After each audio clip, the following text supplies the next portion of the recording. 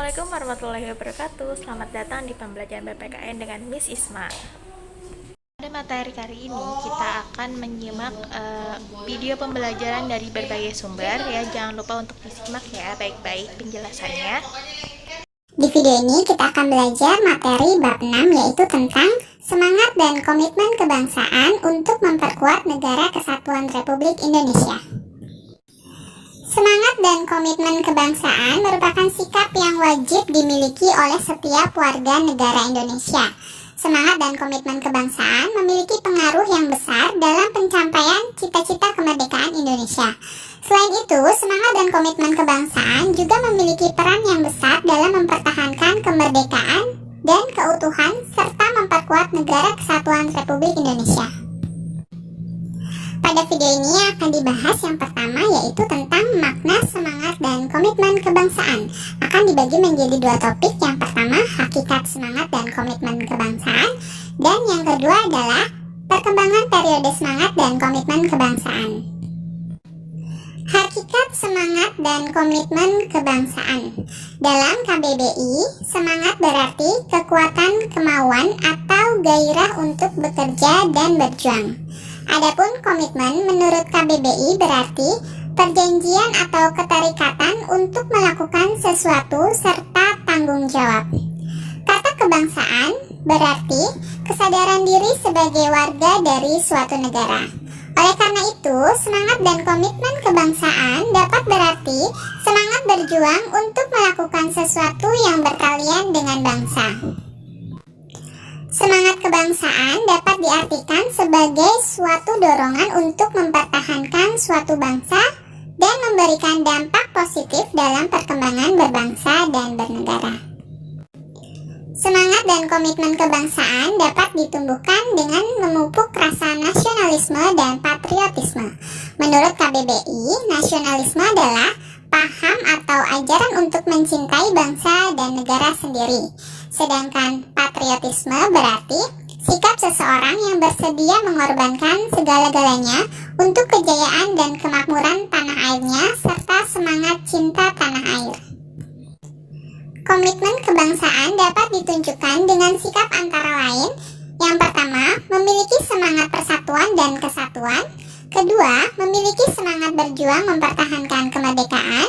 Ketiga, mendukung dan aktif agar tercapai cita-cita bangsa, yaitu adil dan makmur. Keempat, memiliki semangat berkorban demi kepentingan bangsa dan negara. Nah, itu tadi hakikat semangat dan komitmen kebangsaan. Sekarang kita bahas yang perkembangan periode semangat dan komitmen kebangsaan. Periode semangat dan komitmen kebangsaan dibagi menjadi 5 periode. Yang pertama, periode sebelum pergerakan nasional, periode pergerakan nasional, periode masa pendudukan Jepang, periode proklamasi dan perang kemerdekaan, dan periode mengisi kemerdekaan. Di video ini kita hanya akan membahas 2 periode, yaitu periode sebelum pergerakan nasional dan periode pergerakan nasional. Periode sebelum pergerakan nasional. Pada masa kerajaan di Indonesia, telah muncul semangat dan komitmen kebangsaan dalam melawan bangsa asing yang menjajah.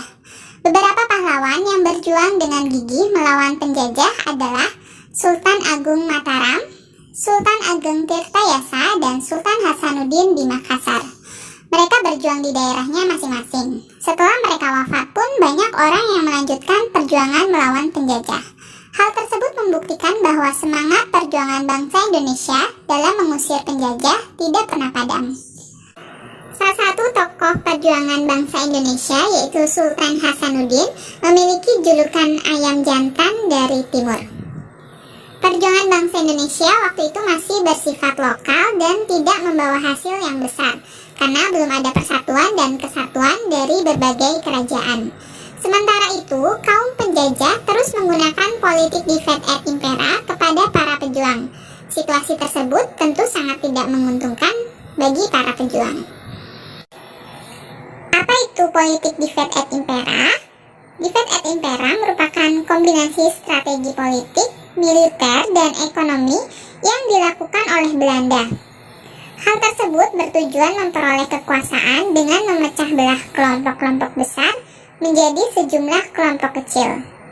Selain itu, dilakukan upaya pencegahan pencegahan terhadap kelompok-kelompok kecil yang berusaha untuk bersatu menjadi sebuah kelompok yang lebih besar dan lebih kuat. Berdasarkan definisi tersebut, divide et impera juga sering disebut dengan istilah politik adu domba atau politik pecah belah. Selanjutnya, periode pergerakan nasional.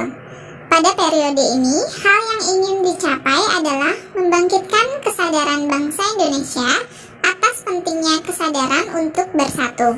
Perlawanan yang dilakukan rakyat Indonesia pada periode ini memang belum membawa kemerdekaan Indonesia. Namun ada hal penting yang patut diperhatikan. Yang pertama, muncul kesadaran atas pentingnya persatuan rakyat dan pergerakan yang terorganisir. Berbagai organisasi telah terbentuk seperti Sarekat Dagang Islam dan Ini Separtij. Namun awal kebangkitan pergerakan nasional secara nyata terjadi ketika Budi Utomo terbentuk pada tahun 1908. Selanjutnya pada tahun 1928 terselenggara Kongres Pemuda II. Pada saat itu, para pemuda mengucapkan tekad bersama mengenai hasil keputusan Kongres, yaitu Sumpah Pemuda.